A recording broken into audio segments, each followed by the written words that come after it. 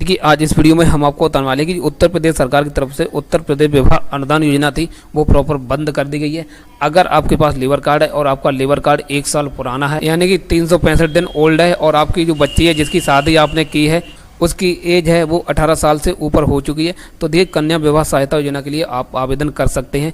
देखिए जिनके पास labour card activate है वही इस योजना का लाभ ले सकते हैं। तो देखिए इस योजना का कैसे आवेदन करें, क्या इसका प्रोसेस है, कौन कौन से डॉक्यूमेंट लगेंगे, देखिए आज सारी जानकारी इस वीडियो के माध्यम से हम आपको बताने वाले हैं। देखिए ऑनलाइन आवेदन करने के लिए देखिए आपको किसी न किसी CSC केंद्र पर जाना होगा, तभी आप इसके लिए आवेदन कर सकते हैं। डायरेक्ट क्या है कि OTP की समस्या है और आपकी यहाँ से ऑनलाइन होने में दिक्कत आती है। मैं तो आपसे यही कहूँगा अगर आपके पास CSC है तो ठीक है, अगर नहीं CSC है तो आप किसी भी CSC केंद्र पर जा सकते हैं।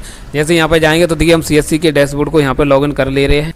तो देखिए मैं यहाँ पे CSC के डैशबोर्ड आ चुके हैं, हमारे देखिए CSC ID भी यहाँ पे देखने को मिल जाती है। अब देखिए पहले क्या होता है इसमें रुपये मिलते थे मगर अब इसमें रुपया है वो बढ़ा दिए गए। अब यहाँ पे क्या है कि अगर आप आवेदन करते हैं और आपका पास हो जाता है तो यहाँ पे देखिए आपको 1 लाख रुपया मिलता है। ये रुपया होता है वो BO होता है वो लेबर डिपार्टमेंट की तरफ से ही दिया जाता है। अब देखिए इसका ऑनलाइन आवेदन कैसे करें, देखिए आवेदन करने के लिए यहाँ पे लिखा है योजना के लिए आवेदन करें, तो आपको इसी पे क्लिक कर देनी है। जैसे क्लिक करेंगे तो देखिए आपके सामने ऐसा इंटरफेस आ जाता है। अब यहाँ पे आपको पूछा रहा कि आप किस योजना के लिए आवेदन कर रहे हैं। तो देखिए अभी फिलहाल में इतनी सारी योजना है जो लेबर कार्ड पर चल रही हैं, तो देखिए आप यहाँ पे अपना देख सकते हैं। तो देखिए यहाँ पे लिखा कन्या विवाह सहायता योजना, तो आपको इसी वाली बटन पर क्लिक कर देनी है। यहाँ पे सर्च वाली बटन पर क्लिक कर देनी है। जैसे क्लिक करेंगे तो देखिए आपके सामने यहाँ पे पात्रता यहाँ पे देखने को मिल जाती है। आपको यहाँ पे आप पढ़ सकते हैं सारी जानकारी। देखिए आपका कार्ड है वो 1 साल पुराना होना चाहिए, 365 दिन पुराना होना चाहिए और आपका जो अंशदान है प्रॉपर होना चाहिए। और उसके बाद देखिए यहाँ पे आपका जो लाभार्थी हैं उनकी पुत्री का देखिए आधार वेरिफिकेशन होना कंपलसरी है। अगर आपका आधार कार्ड वेरिफिकेशन है तो कोई दिक्कत नहीं है, तो आपको उतने टाइम करना होगा जब आप ऑनलाइन फॉर्म करते हैं उसी समय आपका वेरिफिकेशन हो जाता है। देखिए यहाँ पे मैक्सिमम आपको 2 पुत्रियों का लाभ मिलेगा और यहाँ पे देखिए 18 साल मिनिमम होना चाहिए एज, तभी आप इसका लाभ ले सकते हैं। यहाँ पे देखिए कुछ जो भी डॉक्यूमेंट लगेंगे वो यहाँ पे लिस्ट आपके सामने है, आप अपनी पढ़ लेना। ज़्यादा समय ना व्यतीत करते हैं, सीधा देखिए आपको सीधा ऑनलाइन करके दिखा रहे हैं। और यहाँ पे आपको टर्म एंड कंडीशन को एक्सेप्ट करना है, इस पर टिक कर देना और यहाँ पे आपको प्रोसीड कर देना है। अब देखिए आपको यहाँ पे अपना पंजीयन नंबर डालना है जो आपका लेबर कार्ड पर लिखा हुआ है आपका, वो डाल के यहाँ पे आपको शो कर देना है। तो देखिए यहाँ पे आपका लेबर कार्ड पूरा खुल के आ जाएगा। पंजीयन नंबर, नाम, फादर्स नेम और फोटो, किस गाँव के, सारी डिटेल यहाँ पे आपको देखने को मिल जाती है। अब देखिए आपको थोड़ा नीचे स्क्रॉल करके आना है।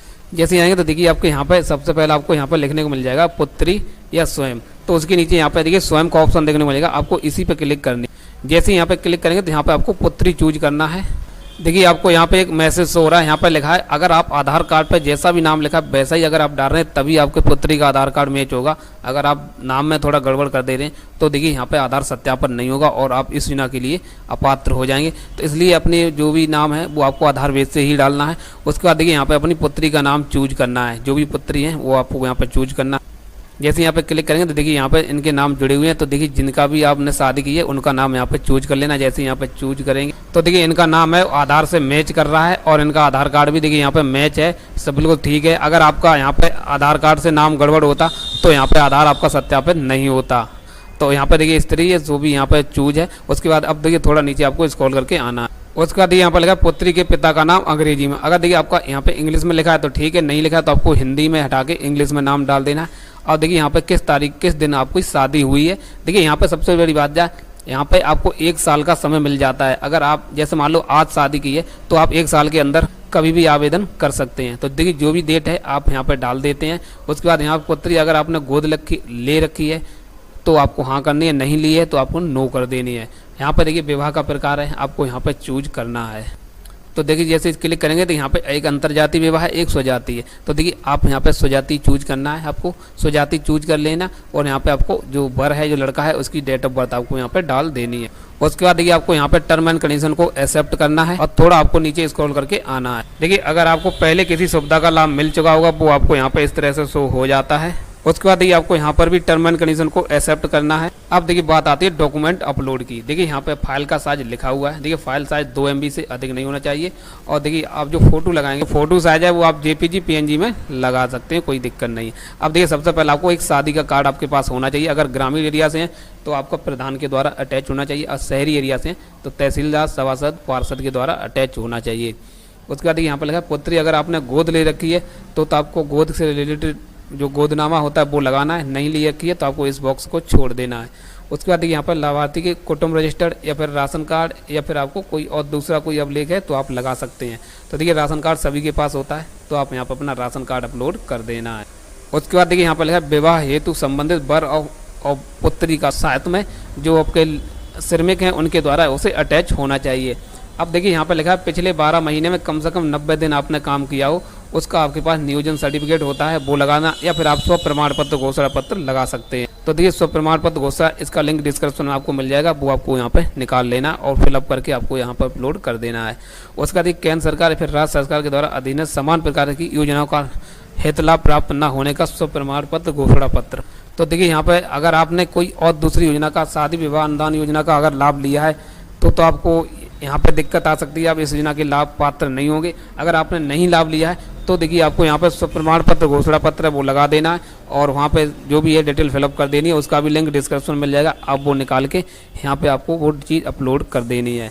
अब देखिए उसके बाद नीचे ऑप्शन आता है, उसके बाद देखिए यहाँ पे आता है पुत्र पुत्री की आयु संबंधी प्रमाण। तो देखिए यहाँ पे आपको बर्थ सर्टिफिकेट भी आप लगा सकते हैं, स्कूल का आपके पास अगर कि स्कूल की मार्कशीट है वो आप यहाँ पर लगा सकते हैं, या फिर परिवार रजिस्टर लगा सकते हैं। तो देखिए बर्थ सर्टिफिकेट या फिर आपके पास हाई स्कूल इंटर की मार्कशीट जरूर होगी, वो आपको यहाँ पे लगा देनी है, अपलोड कर देनी है। सारी डॉक्यूमेंट PDF में ही रहेंगे और यहाँ पे आपको सबमिट वाली बटन पर क्लिक कर देनी है।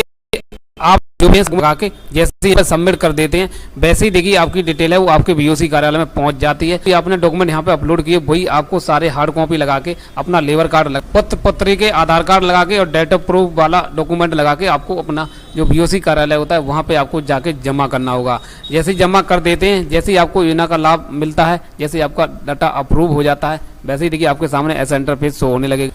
जैसे मान लो इन्हें अभी इस योजना का लाभ मिल चुका है, वैसे ही आपकी यहाँ पे योजना है वो जुड़ दी जाएगी और यहाँ पे आपकी इस तरह से शो हो जाएगी।